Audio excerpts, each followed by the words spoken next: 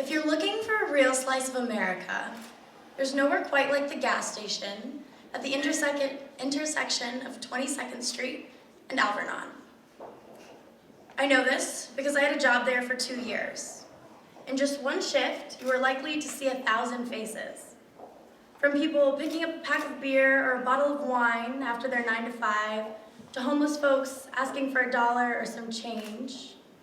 People coming from the Department of Economic Security next door to see if their food stamps were working, or neighborhood kids just wandering around looking for something to do. You really see it all. Rich people, poor people, white people, people of color, police officers and Border Patrol agents in uniform, people in MAGA hats. And you have to engage with each and every one of them and end every interaction with our signature, "Thanks, see you next time." Considering the parts of town that this gas station was in, it was surprisingly bougie. It had a kitchen with food and a soft-serve ice cream machine. Super fancy. And all the employees rotate, so you would go from cash register to the kitchen to cleaning the pumps to picking up trash, but the kitchen is where I found my groove. And it wasn't as easy as you might think making ice cream cones. For 6 months, I really struggled with that winding motion, and they'd come out like lopsided every time. And my most vivid memory of my time there was the day 2 women began arguing in our store. They were screaming at one another, and people were trying to get between them to prevent a physical fight. From the kitchen, I noticed one of the women had a little boy with her. He was standing behind, watching. So I invited him into the kitchen and treated him to one of my now perfect ice cream cones, and hung out with him until she came looking. The gas station was a minimum wage gig, so beyond ice cream, I wasn't expecting I'd learn much there.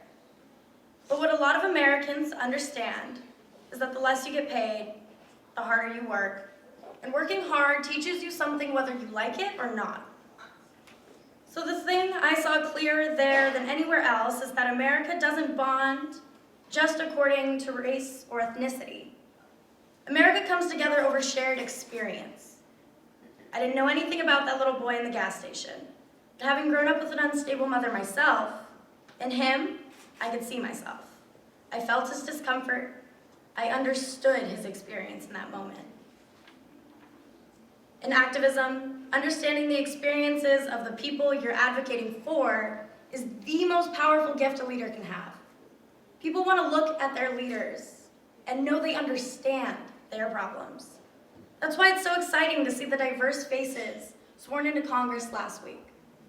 Representation, finally. For so many people who looked at Congress and thought, what do they know about what I'm going through? We now see women on Capitol Hill who are unapologetic about who they are and the experiences that have shaped them. They're reminded that if I stay true to who I am and the experiences I've had, I will be able to serve my community, lift them up, and help them reach their potential. Who is my community? What is my experience? I'll put it simply. I am poor and brown. And make no mistake, in America, being poor and brown is not just a label, it's an experience. And it sure as hell unites us. I'm intersectional and complex. My racial and ethnic background, like many Gen Zers, is layered.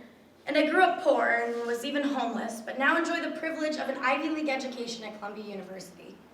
My people are those who don't fit neatly into labels, and those who don't have time to sit and figure it out because they're busy working and surviving.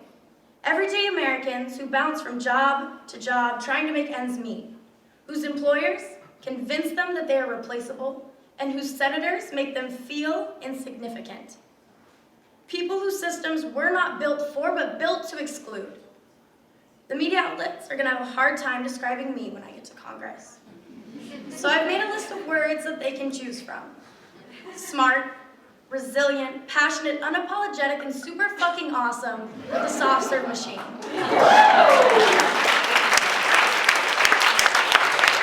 I'm hard to label and impossible to replace, just like the people I stand for.